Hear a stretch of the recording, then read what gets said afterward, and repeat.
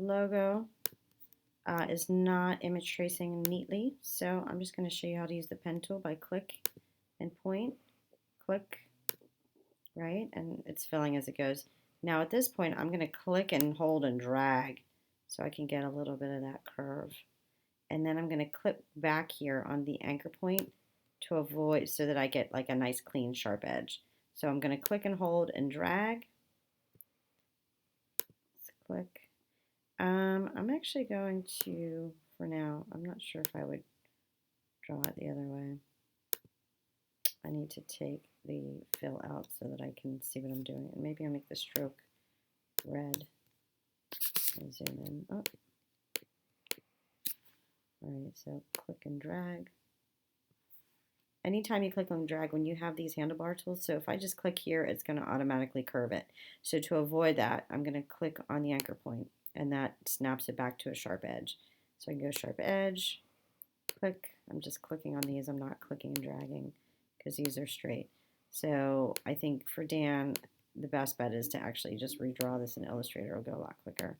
And you can always, if you want to clean it up here, go back to the anchor point, click and drag. Go back to the anchor point, click and drag, anchor point. This one, I will click and drag. And this is where I wasn't sure if I wanted to follow the line through here before, or just follow where it cuts off. I think that's kind of trial and error, because you can always use a pathfinder, my favorite feature, to divide it.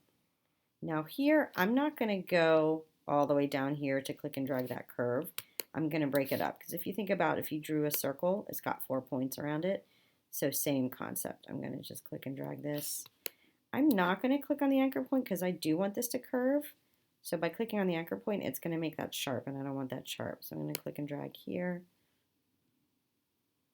And if you're bored, you can just skip to the end, but at this point I want to finish just this one section. But that's how you use the pen tool. You just click. And now when I get to here, see how that little plus sign is? I don't want to add a point on that path. Or maybe I do. Let's see what happens. Nope. Command Z. So I'm going to have to just go a little bit in front of it, and then I can just move it later. So I'm not so worried about it. Click. By the way, to shift, all I'm doing right now is I'm just pressing on the space bar so I get that little hand, and clicking and dragging so I can maneuver, zoom in, zoom out, and then I let go of the space bar whenever. Click and drag, anchor point, space bar, click. I guess I don't need to say click, whoops, because you can hear it. By the way, that is my dog snoring in the background. If you hear heavy breathing, she's sitting on the couch next to me.